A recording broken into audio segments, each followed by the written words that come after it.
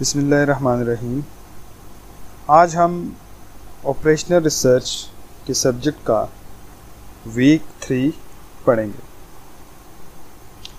आज का हमारा टॉपिक है लीनियर प्रोग्रामिंग। अब लीनियर प्रोग्रामिंग में बेसिकली हम किन किन आइडियाज़ की बेस पे अपने प्रॉब्लम को सॉल्व कर रहे होते हैं या किन किन स्टेप्स से हम गुज़र के जा रहे होते हैं, या आप ये कह सकते हैं कि लीनियर प्रोग्रामिंग का प्रॉब्लम जब आता है तो बेसिकली स्टार्ट किस क्वेश्चन से होता है और एंड कहाँ पे जाके होता है। तो हम लीनियर प्रोग्रामिंग में बेसिकली जब स्टार्ट लेते हैं तो व्हाट इफ़ से स्टार्ट करते हैं और इसी तरह फिर वाई, हाउ और पॉसिबल सॉल्यूशंस की बात हो रही होती है और आउटकम्स की लास्ट में बात हो रही होती है।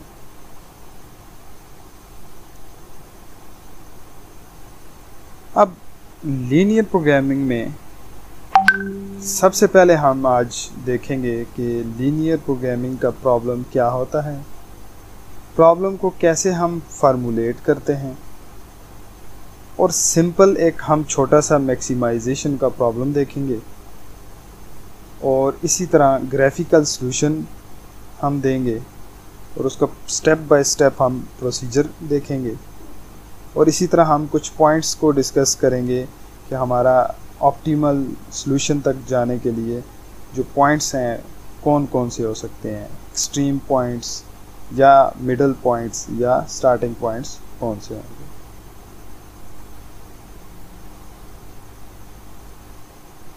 तो लीनियर प्रोग्रामिंग को स्टार्ट करने से पहले हम थोड़ा सा देख लेते हैं कि मैथमेटिकल प्रोग्रामिंग क्या होती है। बेसिकली मैथमेटिकल प्रोग्रामिंग में भी हम बेस्ट सॉल्यूशन की तरफ जा रहे होते हैं या ऐसा प्रॉब्लम जिसके लिए हमने एक अच्छा डिसीजन लेना होता है और लिमिटेड रिसोर्सेज को यूज़ करते हुए कैसे हम अपने ऑब्जेक्टिव की तरफ जाते हैं, ऐसा हम मैथमेटिकल प्रोग्रामिंग में प्रैक्टिस कर रहे होते हैं। अब मैथमेटिकल प्रोग्रामिंग में बेसिकली हमारे पास जनरली जो स्टेप्स हैं वो उनमें से पहला स्टेप हमारे पास क्या है कि सबसे पहले हम अपने प्रॉब्लम को मैथमेटिकल फॉर्म में कन्वर्ट करते हैं, यानी कि उसके जो एलिमेंट्स होते हैं उनसे हम मैथमेटिकल एक्सप्रेशन बनाते हैं और इसी तरह फिर हम एक्सप्लोर कर रहे होते हैं कि डिफरेंट सॉल्यूशंस कौन से होंगे उस प्रॉब्लम के लिए, फिर उसमें से हम बेस्ट वन सॉल्यूशन को चूज़ करते हैं। लेकिन लीनियर प्रोग्रामिंग क्या है?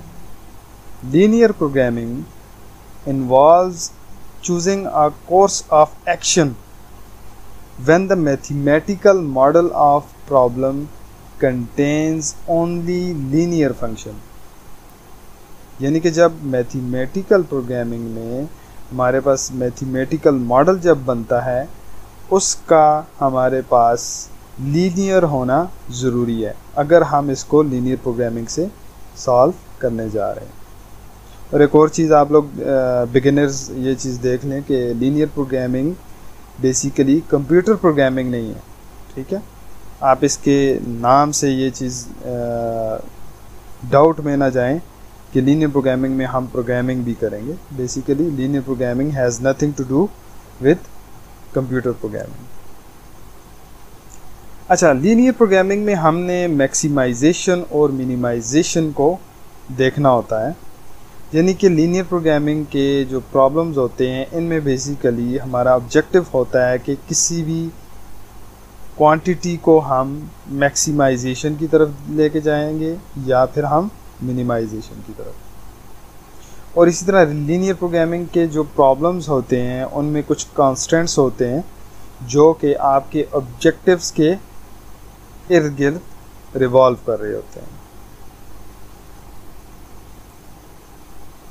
तो कुछ टर्म्स हैं जो कि पहले लीनियर प्रोग्रामिंग की प्रॉब्लम को देखने से पहले हमें ज़हन नशीन कर लेनी चाहिए, इनको अंडरस्टैंड कर लेना चाहिए क्योंकि यही टर्म्स आगे यूज होंगे। If both the objective function and the constants are linear the problem is referred to as linear programming problem. ठीक है जी। अब लीनियर फंक्शन क्या चीज़ है? Linear functions are functions in which each variable appears in a separate term raised to the first power and multiplied by a constant। ठीक है जी। अब लीनियर कांस्टेंट्स क्या होते हैं हमारे पास? Basically linear functions that are restricted to be less than और इक्वल टू और ग्रेटर देन और इक्वल टू अ कांस्टेंट। यानी कि हमारे जो कांस्टेंट्स होते हैं या फिर ज़ीरो के इक्वल होंगे या ज़ीरो से लेस होंगे या ज़ीरो से ग्रेटर होंगे। फिजिबल सॉल्यूशन क्या है? ऐसा सॉल्यूशन जो हमारे किसी भी हमारे प्रॉब्लम के जो कांस्टेंट्स होते हैं उनमें से किसी एक को भी सेटिस्फाई कर रहा हो। ठीक है, यानी कि इसको आप पॉसिबल सॉल्यूशंस भी कह सकते हैं। An optimal solution is a feasible solution that results in the largest possible objective function value which when maximizing or smallest when minimizing। Simple is that कि आपके पास जो पॉसिबल सोल्यूशन होते हैं उनमें से बेस्ट वन को जब आप चूज़ करते हैं किसी रूल के तहत तो आप उसको ऑप्टिमल सोल्यूशन कहते हैं। और इसी तरह ग्राफिकल सोल्यूशन मेथड जो होता है वो बेसिकली आप जो है एक्स एक्सिस और वाई एक्सिस के अगेंस्ट अपने कांस्टेंट्स को ड्रा करके आप प्रूव कर रहे होते हो कि मेरी ऑब्जेक्टिव लाइन ये है और इस एरिया के अंदर वैल्यूज़ को सिलेक्ट करके मैं अपने फार्मूला में पुट करूँगा तो मेरे पास जो भी आंसर आएगा, जो भी आउटकम आएगी उनमें से बेस्ट वन आउटकम जो होगी, जो मैक्सिमम वाली अगर हमने चूज़ करनी है या मिनिमम वाली चूज़ करनी है, वो डिपेंड करता है हमारे प्रॉब्लम के ऊपर। अब हम देखते हैं कि मॉडल को बनाने के लिए हमारे पास क्या क्या गाइडलाइंस हैं। तो सबसे पहले प्रॉब्लम फार्मूलेशन और modelling is the process of translating a verbal statement of a problem into a mathematical statement. मैं पहले भी बता चुका हूँ कि सिंपली आपकी जो सिचुएशन होती है उसको आप मैथमेटिकल टर्म्स में कन्वर्ट करने की ट्राई करते हैं। ठीक है, लेकिन इसके लिए गाइडलाइंस क्या हैं? सबसे पहली चीज़ है कि आपने अपने प्रॉब्लम को प्रॉपरली अंडरस्टैंड करना है और उसके बाद आपने अपना ऑब्जेक्टिव देना होता है। यानी कि अपना ऑब्जेक्टिव आपका क्लियर होना चाहिए कि मेरा ऑब्जेक्टिव ये है कि मेरे पास एक वेरिएबल की वैल्यू ये है, सेकंड वन की ये है और इन दोनों को किसी भी प्रोसीजर से आप पास करने के बाद आप मैक्सिमम वैल्यू जो आती है वो आपने सेलेक्ट करनी है। इट मीन्स कि आपका जो ऑब्जेक्टिव है कि आपने क्वांटिटी को मैक्सिमाइज करना। फिर प्रॉपर्ली आप अपने हर कांस्टेंट को डिस्क्राइब करते हैं कि आपके पास जितनी भी कंडीशंस होती हैं कि फॉर एग्जांपल एक कंडीशन है कि x1 की वैल्यू जो है वो 10 से ज़्यादा नहीं हो सकती है, तो ये कांस्टेंट है। ठीक है, इस कांस्टेंट को आप प्रॉपर्ली डिस्क्राइब करके रखते हैं। ठीक है, और इसी तरह आपके जो डिसीजन वेरिएबल्स होते हैं यानी कि जो मेन आपके वेरिएबल्स होते हैं जिनकी वैल्यूज़ आगे आपने यूज़ करनी होती है उसको प्रॉपर्ली डिफाइन करना होता है। Right the objective in terms of decision variables. ठीक है जी, और इसी तरह right the constant in terms of decision variables. यानी कि आपका जो डिसीजन वेरिएबल है अपने ऑब्जेक्टिव के साथ भी उसको मैथमेटिकल टर्म्स बनाएं और इसी तरह अपने कांस्टेंट के साथ भी। Formulating models is an art that can only be mastered with the practice and experience. Every linear programming problems has some unique features, but most problems also have common features. Simple as that कि जितनी ज़्यादा आप चूँकि इसमें mathematics involve है तो जितनी ज़्यादा आपकी प्रैक्टिस होगी इन प्रॉब्लम्स को डील करने की तो आप और भी अच्छी तरह से अपने प्रॉब्लम्स को डिफ़ाइन करेंगे, अपने प्रॉब्लम्स को फार्मूलेट कर सकते हैं इनटू मैथमेटिकल एक्सप्रेशंस। अब हम देखते हैं कि एक छोटा सा प्रॉब्लम है हमारे पास, लीनियर प्रोग्रामिंग का प्रॉब्लम जो है उसको लेके हम चलते हैं और देखते हैं कि लीनियर प्रोग्रामिंग के प्रॉब्लम होते कैसे हैं बेसिकली। तो एक सिचुएशन है हमारे पास, एक हमारे पास कंपनी है XYZ manufactures 2 products, namely product 1 and product 2।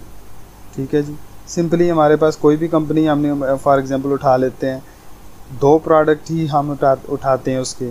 The profit for products 1 and 2 are $5 and $7 per unit. ठीक है जी, due to demand limitations XYZ Inc. should not produce more than 6 unit of product 1। अब ये देखें, यहाँ पे हमें नज़र आ रहा है कि यहाँ पे हमारा एक कांस्टेंट बन सकता है। ये कंडीशन है कि डिमांड की लिमिटेशंस हमारे पास हैं, तो जिस वजह से प्रोडक्ट 1 जो है उसकी 1 यूनिट 6 यूनिट्स आप प्रोड्यूस कर सकते हैं। ठीक है जी, फिर आगे प्रॉब्लम में कहा जा रहा है जी both products are made from steel and would.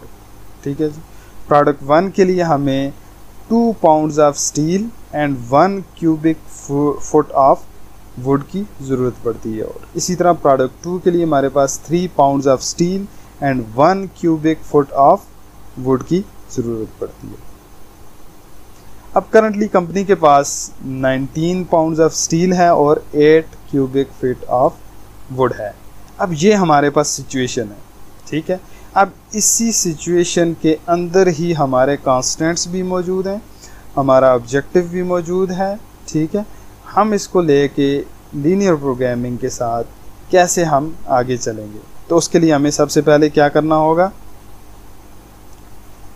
हमारा मेन ऑब्जेक्टिव तो ये है कि हमने ऑप्टिमल सोल्यूशन लेना है। ठीक है, लेकिन इस प्रॉब्लम को प्रॉपर्ली हमने डिटरमाइन करना है। ठीक है, अपने ऑब्जेक्टिव को डिस्क्राइब करना है, अपने कांस्टेंट्स जितने भी इस सिचुएशन में से कांस्टेंट्स बन रहे हैं उनको देखना है। ठीक है, और डिसीजन वेरिएबल जो होगा हमारा उसको हम डिफाइन करेंगे। अब अगर देखा जाए तो मैथमेटिकल मॉडल हमारा क्या बनता है जी, पहले भी प्रीवियस लेक्चर्स में कहता आया हूँ, तो अभी वही चीज़ हमारे सामने आ गई है कि हमारा डिसीजन वेरिएबल जो होगा वो क्या होगा। x1 is equal to number of units of product 1 to produce, x2 हमारे पास होगा number of units of product 2 to produce. अब ऑब्जेक्टिव हमारा बेसिकली क्या है कि हमने इस कंपनी के जो प्रॉफिट है उसको मैक्सिमाइज करना है। ठीक है, तो हमारे पास 5 into x1 plus 7 into x2 ये हमारा एक क्या है जी, मैक्सिमाइजेशन के लिए मैथमेटिकल मॉडल बन रहा है हमारे पास। अच्छा जी, अब देखें इस मैक्सिमाइजेशन वाली जो मैथमेटिकल टर्म है, इसमें 5 क्या है और 7 क्या है हमारे पास। बेसिकली हमारे पास अगर प्रीवियस स्लाइड पे जाएं तो हमारे पास प्रोडक्ट 1 से जो हमारे पास प्रॉफिट आ रहा है वो बेसिकली क्या है, $5 है बेसिकली, और इसी तरह प्रोडक्ट 2 के लिए 7। ठीक है, पर यूनिट के लिए।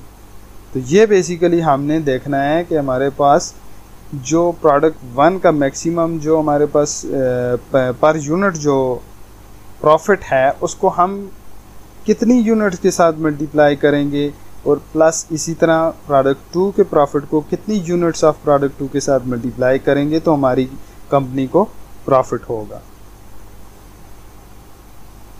अच्छा जी, अब हम अपने मैथमेटिकल मॉडल में देखें तो हमारे पास कुछ कांस्टेंट्स बन रहे हैं। कांस्टेंट क्या था, उसी प्रॉब्लम वाली स्लाइड के ऊपर ही हमें बता दिया गया था कि हमारे पास डिमांड लिमिटेशंस की वजह से प्रोडक्ट 1 की हम 6 यूनिट्स के से ज़्यादा प्रोड्यूस नहीं कर सकते। It means this is a one restriction, x1 is less than और इक्वल टू 6। ठीक हो गया जी, इसको हम कांस्टेंट 1 कहेंगे। इसी तरह कांस्टेंट 2 भी वहाँ पर ही हमें बता दिया गया था कि हमारे पास टोटल 19 पाउंड्स ऑफ स्टील मौजूद है इस वक्त कंपनी के पास। ठीक है जी, इट मीन्स कि हम प्रोडक्ट 2 प्लस प्रोडक्ट 1 दोनों को मिला के हम इतनी ज़्यादा प्रोडक्शन करें कि 19 पाउंड से ऊपर हमारे पास यूज़ ना हो। ठीक है जी। अब देखते हैं 2 into x one plus 3 into x2 क्या चीज़ है हमारे पास। ये वाला हमारे पास क्या चीज़ है, ये थोड़ा सा ऊपर जाते हैं। 2 इंटू एक्स वन मीन्स के हमारे पास प्रोडक्ट 1 के लिए 2 पाउंड्स ऑफ स्टील लगता है। ठीक है। और जो 3 इंटू x2 था, इट मीन्स कि 3 पाउंड्स हमारे पास प्रोडक्ट 2 के लिए यूज़ हो रहा है। ठीक है जी। अब कांस्टेंट नंबर 3 यानी कि लिमिटेशन नंबर 3 की तरफ आते हैं, कि जो कि वुड की लिमिटेशन है। हमारे पास total 8 cubic foot of wood मौजूद है इस वक्त कंपनी के पास। इट मीन्स कि प्रोडक्ट 1 प्लस प्रोडक्ट 2 दोनों को बनाने के लिए हमारे पास 8 क्यूबिक फुट जो है उससे ज़्यादा वुड यूज़ नहीं हो सकती है। ठीक है। और उसके बाद लास्ट हमारे पास है जी नॉन नेगेटिविटी वाली सिचुएशन। प्रीवियस लेक्चर में मैं बता के आ चुका हूँ कि हमने नॉन नेगेटिविटी को भी देखना होता है। ठीक है, कि हम नेगेटिव नंबर ऑफ प्रोडक्ट्स तो नहीं बना सकते। ठीक है। It means x1 is greater than और equal to 0, x2 is greater than and equal to 0। It means के प्रोडक्ट 1 को अगर हम 0 रखेंगे तो माइनस में नहीं जाना है, माइनस से कम तो नहीं जा सकते ना हम किसी प्रोडक्ट को। हम ये तो नहीं कह सकते कि प्रोडक्ट 1 हमने इज इक्वल टू -1 बनाया है जी, x2 जो प्रोडक्ट 2 है उसे हमने -2 बनाया है जी। ठीक है। तो इट मीन्स नॉन नेगेटिविटी वाली सिचुएशन को भी हमने सेटिस्फाई करना है। ठीक है। तो इस लीनियर प्रोग्रामिंग के प्रॉब्लम को अगर देखा जाए तो हमने क्या कर दिया है, इसके सारे कॉन्स्टेंट्स को हमने डिफाइन कर दिया है। क्लियर हो गए हम कि हमें पता चल गया है कि ये रिस्ट्रिक्शंस है। ठीक है। और हमें पता ये भी चल गया है कि हमारा अब मेन मैक्सिमाइजेशन के प्रॉब्लम के लिए ऑब्जेक्टिव क्या है। ठीक है। अब आते हैं जी नेक्स्ट। इसी चीज़ को थोड़ा सा हम एक जगह पे लिख लेते हैं जी, कि मैक्सिमाइजेशन यानी कि हमारा जो ऑब्जेक्टिव फंक्शन था वो क्या था, कि 5 into x1 plus 7 into x2, यानी कि हमने प्रोडक्ट का जो प्रॉफिट है उसके साथ अगर x1 की यूनिट्स को मल्टीप्लाई करेंगे प्लस प्रोडक्ट 2 को उसके पर यूनिट के प्रॉफिट के साथ मल्टीप्लाई करेंगे तो हमारा मैक्सिमम जो ऑब्जेक्टिव है वो अचीव होगा। ठीक है जी।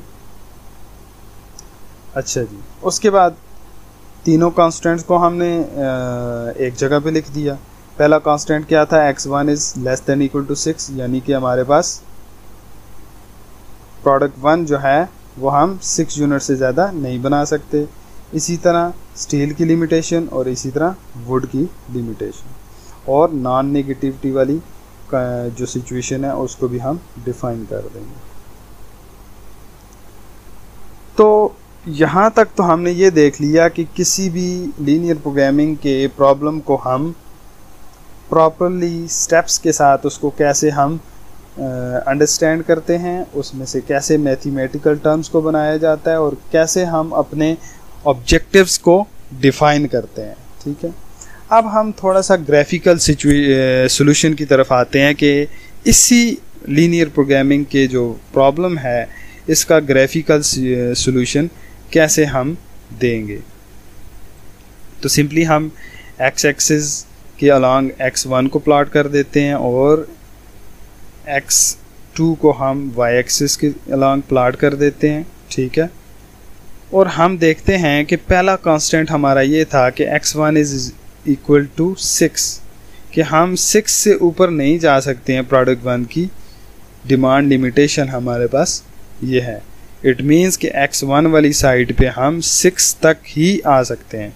तो ये जो शेडेड रीजन है ये हमारे पास पॉसिबल पॉइंट्स इसमें हमारे लाई कर रहे होते हैं। ठीक है, कांस्टेंट नंबर 1 के लिए। अब आते हैं कांस्टेंट नंबर 2 की तरफ। कांस्टेंट नंबर 2 हमें ये कहता है कि आपके पास प्रोडक्ट 1 प्लस प्रोडक्ट 2 की प्रोडक्शन के लिए आपके पास स्टील की लिमिटेशन क्या है, 19 पाउंड्स। ठीक है। इट मीन्स कि ये जो शेडेड एरिया है ये हमें बता रहा है कि x1 की वैल्यू और x2 की वैल्यू इस शेडेड एरिया के अंदर अंदर जब रहेगी तो आपका जो ऑब्जेक्टिव फंक्शन है वो इसी एरिया के अंदर अंदर आप अचीव कर सकते हैं। अच्छा जी,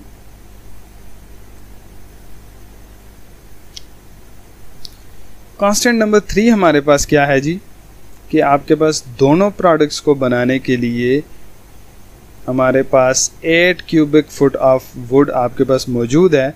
इट मीन्स कि आपके पास ये भी एक लिमिटेशन है, ठीक है, यानी कि x1 वाली साइड से भी हम 8 तक जा सकते हैं और x2 वाली साइड से भी हम 8 तक जा सकते हैं, लेकिन एट अ टाइम दोनों प्रोडक्ट की वैल्यू 8 नहीं हो सकती है। अगर x1 की वैल्यू आप 8 रखते हैं तो x2 की वैल्यू आपने 0 रखनी होगी, और अगर x2 की वैल्यू 8 रखते हैं तो आपको x1 की वैल्यू 0 रखनी होगी, ठीक है। या फिर इसी एरिया के दरमियान इसी एरिया के सेंटर में किसी जगह पे भी आप अपनी फिजिबल पॉइंट्स की सिचुएशन को देख सकते हैं, ठीक है। अब हम तीनों सिचुएशंस को एक प्लॉट के ऊपर थोड़ा सा ड्रा करके देखें तो हमारे पास फिजिबल सॉल्यूशन जो रीजन बन रहा है, ये शेडेड एरिया हमें बता रहा है कि इस एरिया के अंदर रहें तो तीनों आपके पास कांस्टेंट्स जो हैं वो सेटिस्फाई हो रहे हैं, ठीक है, तीनों कंडीशंस सेटिस्फाई हो रही हैं। अब आपका जो ऑब्जेक्टिव फंक्शन है वो बेसिकली क्या था कि आपके पास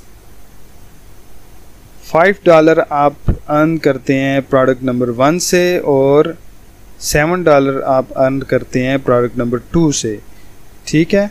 आपका ऑब्जेक्टिव ये है कि x1 की क्या वैल्यू होनी चाहिए और x2 की वैल्यू क्या होनी चाहिए कि जो 7 के साथ मल्टीप्लाई हो, और x1 की क्या वैल्यू हो जो 5 के साथ मल्टीप्लाई हो तो आपको मैक्सिमम वैल्यू दे। ये मैंने रफली लिखा है जी कि हमारे पास अगर इस तरह की कोई सिचुएशन हो तो मे बी 35 आए। इसको थोड़ा सा आगे जाके देखते हैं। इस स्लाइड के ऊपर जस्ट हमने अपने ऑब्जेक्टिव फंक्शन की लाइन को ड्रा किया है, ठीक है। आप गौर से अगर देखें तो x1 की वाली साइड से हम कहाँ तक गए हैं 7 तक, और x2 वाली साइड से हम कहाँ तक गए हैं 5 तक। ये स्लाइड हमारी बड़ी इंपॉर्टेंट है जी। इसमें देखा जाए तो हम हर सिचुएशन को मैथमेटिकली वैल्यूज़ को पुट करके चेक कर रहे हैं कि क्या हम अपने ऑप्टिमल सॉल्यूशन की तरफ जा रहे हैं, नहीं जा रहे, या पॉसिबल फिजिबल सॉल्यूशन कौन कौन से हैं और हमारा ऑप्टिमल सॉल्यूशन कौन सा होगा। अगर देखें तो सबसे पहले हमने क्या किया, प्रोडक्ट 1 की वैल्यू हमने, ये वाइट बॉक्स को देखें, प्रोडक्ट 1 की वैल्यू हमने 0 पुट की, 5 के साथ मल्टीप्लाई किया, और इसी तरह प्लस 7 इंटू प्रोडक्ट 2 की वैल्यू हमने 5 यूनिट्स पुट की इज इक्वल टू 35, ठीक है जी। इसको हम अपनी क्यू में डाल देंगे कि एक सिचुएशन ये है कि प्रोडक्ट 1 हम बनाए ही ना, और साथ हम प्रोडक्ट 2 के 5 यूनिट्स बनाएं तो हमारे पास टोटल $35 अर्न हो जाएंगे। दूसरी सिचुएशन अगर देखी जाए तो हमारे पास ये है कि प्रोडक्ट 1 के जो पीसेस हैं, प्रोडक्ट 1 के जो यूनिट्स हैं वो हम 4 बनाएं, इसी तरह प्रोडक्ट 2 के 3 यूनिट्स बनाएं। अगर इनको मल्टीप्लाई और प्लस करें तो 41 हमारे पास आंसर आता है। ये भी हमारे पास एक अच्छा पॉसिबल या फिजिबल सॉल्यूशन है। इसी तरह एक और हमारे पास सॉल्यूशन ये बनता है कि प्रोडक्ट 1 के हम 5 यूनिट्स बनाएं प्लस प्रोडक्ट 2 के हम 3 यूनिट्स बनाएं, ठीक है, तो $46 अर्न होंगे हमारे पास। इट मीन्स कि इन तीनों में से ये जो ग्रीन बॉक्स वाला हमारे पास सॉल्यूशन है ये हमें मैक्सिमम अर्निंग करके दे रहा है, तो पॉसिबली हमें इसी को सिलेक्ट करना चाहिए, ठीक है। अब हम प्रीवियस स्लाइड पे हमने जितने भी ऑप्टिमल सॉल्यूशंस पॉसिबल सॉल्यूशंस को देखा, इनमें से हम पॉसिबल जो ऑप्टिमल हमारा सॉल्यूशन है उसको सिलेक्ट करेंगे, यानी कि तीनों के लिए हम ग्राफ ड्रा करेंगे और उसमें से जो ऑप्टिमल सॉल्यूशन की लाइन है उसको हम सिलेक्ट करेंगे। Simple is that. हमारे पास बाकी जितने कांस्टेंट्स हैं उनको उसी तरह ड्रा करेंगे जैसे हम पहले ड्रा करके आ चुके हैं। हम मैक्सिमम जो ऑब्जेक्टिव फंक्शन की लाइन है उसको हम सेलेक्ट करेंगे कि हमारे पास x1 की वैल्यू हमारे पास अगर क्या हो 5 हो और इसी तरह x2 की वैल्यू हमारे पास 3 हो तो हमारे पास 46 आंसर आता है। ठीक है, इट मीन्स कि x1 वाली साइड से हम 5 तक जा सकते हैं और x2 वाली साइड से हम 3 तक जा सकते हैं। तो हमने अपना ऑप्टिमल सोल्यूशन दे दिया। अब लीनियर प्रोग्रामिंग के जो प्रॉब्लम्स होते हैं इनमें कुछ binding and non binding constants भी होते हैं। ज़रूरी नहीं है कि सारे कांस्टेंट आपके पास बाइंडिंग ही हों और ज़रूरी नहीं है कि सारे नॉन बाइंडिंग हों। ठीक है जी, a constant is a binding if its resource is completely used. ठीक है जी, हमारे पास ऐसा कांस्टेंट जिसकी जो लिमिटेशन है वो टोटली यूज्ड हो गई है, यानी जो उसकी वैल्यू लिमिटेड वैल्यू दी गई थी वो टोटली यूज़ हो गई है, तो वो क्या होगा, बाइंडिंग कहलाएगा।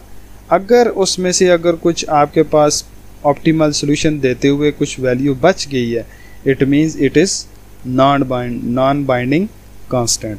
जैसा कि वुड वाले केस में हमारे पास प्रोडक्ट 1 वाले केस में 6 की लिमिटेशन थी, लेकिन हमने क्या यूज़ किया ऑप्टिमल सॉल्यूशन के लिए 5 × 5 यूज़ किया। इट मींस कि 1 हमारे पास बच गया है। ठीक है, इट मींस कांस्टेंट 1 जो था हमारे पास वो क्या था, नॉन बाइंडिंग कांस्टेंट था। अच्छा जी, a constant is non binding if its resource is not completely used. ठीक है जी, तो ये वही वाली बात है जी कि x1 हमने 5 यूज़ किया और हमारे पास जबकि कांस्टेंट 1 की लिमिटेशन 6 तक थी, इट मींस कि 1 unit left over is called slack. ठीक है, अब ये जो 1 यूनिट रह गई है इसको हम क्या कहेंगे, स्लैक वैल्यू। ठीक है, स्लैक एंड सरप्लस वेरिएबल्स कौन से होते हैं, a linear program in which all the variables are non-negative and all the constants are equalities is said to be in standard form। ठीक हो गया जी, standard form is attained by adding slack variables to less than or equal to constants and by subtracting surplus values from greater than or equal to constant. Simple is that, आपके जो constants होते हैं उनकी जो दोनों boundaries होती हैं उनमें से आप एडिंग और सब्सट्रैक्टिंग के थ्रू आप स्टैंडर्ड फॉर्म को अचीव कर रहे होते हैं। यानी कि आपके पास जो स्लैक वैल्यू होती है उसको आप या ऐड करते हैं या सब्सट्रैक्ट करते हैं तो आपके पास बेसिकली स्टैंडर्ड फॉर्म आ जाती है। ठीक है, slack and surplus variables represent the difference between the left and right side of constants. Slack and surplus variables have the objective function coefficients equal to 0. अब अगर देखा जाए तो हमारे वाले केस में जो मैक्सिमम हमारे पास ऑब्जेक्टिव फंक्शन था कि 5 × x1 + 7 × x2, इस केस में तीनों जो कांस्टेंट थे उनकी वैल्यूज़ हमारे पास क्या आ रही थी, 0 आ रही थी। इसी तरह x1 + s1 क्या था, इसमें हमने स्लैक को प्लस किया तो भी हमारे पास क्या है जी, 6 की वैल्यू आई है। यानी कि बेसिकली हमने ऑप्टिमल सोल्यूशन जब दिया है तो 5 यूज़ की वैल्यू 5 × 5 यूज़ की, तो जब हमने उसमें 1 ऐड किया यानी कि s1 यानी कि स्लैक की वैल्यू ऐड की तो हमारे पास वो ही 6 वैल्यू आ गई। जबकि दूसरे कांस्टेंट के लिए हमारे पास s2 की वैल्यू जो है बेसिकली वो क्या है, 0 है। और इसी तरह थर्ड कांस्टेंट के लिए हमारे पास क्या है जी, वैल्यू 0 है। ठीक है, इट मींस कि हमारे पास x1 x2 और तीनों केसेस में जो स्लैक की वैल्यूज़ हैं वो भी 0 या 0 से ग्रेटर होनी चाहिए। ठीक है जी, अच्छा जी, तो ये हमारे पास समरी आ जाती है कि फर्स्ट कांस्टेंट हमारे पास उसके फर्स्ट कांस्टेंट के केस में हमारे पास x1 की वैल्यू की लिमिटेशन 6 थी और स्लैक 1 था। जबकि दूसरे कांस्टेंट के केस में हमारे पास स्लैक 0 था और हमारे पास स्टील की जो लिमिटेशन 19 थी, और इसी तरह थर्ड कांस्टेंट वाले केस में हमारे पास स्लैक की वैल्यू 0 और इसी तरह वुड की लिमिटेशन 8 क्यूबिक फुट थी। और ऑप्टिमल सॉल्यूशन के लिए हमने x1 की वैल्यू क्या यूज़ की है, 5 यूज़ की है, और x2 की वैल्यू क्या यूज़ की है, 3 यूज़ की है। इट मीन्स कि लास्ट में हम ये कह सकते हैं कि इस कंपनी को एट अ टाइम अगर इसकी ये जो सिचुएशन है जिसकी वजह से प्रॉब्लम क्रिएट हुआ है, अगर ये इस वक्त 5 यूनिट्स प्रोडक्ट 1 के बनाए और 3 यूनिट्स प्रोडक्ट 2 के बनाए, तो ये इस वक्त इस सिचुएशन पर बेस्ट अपनी परफॉर्मेंस दे सकती है। ठीक है जी। एट द एंड में आपको ये बताना चाहता हूँ कि लास्ट वाले लेक्चर से आप थोड़ा सा ये रिकॉल करें कि हम बार बार पढ़ते आए हैं कि ऑपरेशनल रिसर्च एक डिसीजन साइंस है जिसमें हम बेस्ट वन सॉल्यूशन सेलेक्ट करते हैं और अपने बेस्ट चॉइसेस को सिलेक्ट करते हैं, लेकिन साइंटिफिक मेथड्स से पास होकर हम आते हैं और मैथमेटिकल फार्मूलेशंस करते हैं। मैथमेटिकल फार्मूलेशंस की कुछ रूल्स हैं। तो क्या आज के लेक्चर में ये सारी चीज़ें हमने यूज़ की हैं? Question number 1। क्वेश्चन नंबर 2 ये है कि क्या ऑपरेशनल रिसर्च में लीनियर प्रोग्रामिंग को यूज़ करके हमने किसी भी कंपनी या किसी भी सिचुएशन के लिए बेस्ट सॉल्यूशन दिया है? क्या ये छोटी सी एग्जांपल हमने ये जो दी है इसके साथ हमने इस सिचुएशन को, इस प्रॉब्लम को समझते हुए लीनियर प्रोग्रामिंग को यूज़ करके बेस्ट सॉल्यूशन हमने सजेस्ट किया है या नहीं? तो इट मीन्स इन कंक्लूजन हम ये कह सकते हैं कि लीनियर प्रोग्रामिंग हमारे पास ऑपरेशनल रिसर्च के अंदर एक ऐसी टेक्निक है जिसके थ्रू हम ऑप्टिमल सॉल्यूशन को सिलेक्ट करते हैं और डिसीजन ले सकते हैं हम अकॉर्डिंग टू द सिचुएशन। तो यहाँ पर आज का लेक्चर ख़त्म होता है। मैं उम्मीद करता हूँ कि कमेंट सेक्शन में आप आज के लेक्चर के लिए क्वेश्चंस ज़रूर पूछेंगे। अगर किसी भी चीज़ की आपको समझ नहीं आई है तो आप कमेंट सेक्शन में पूछ सकते हैं, और नेक्स्ट हम इसी तरह इस नेक्स्ट टॉपिक्स में भी हम कोशिश करेंगे कि रियल वर्ल्ड एग्जांपल्स को ही साथ लेके चलें।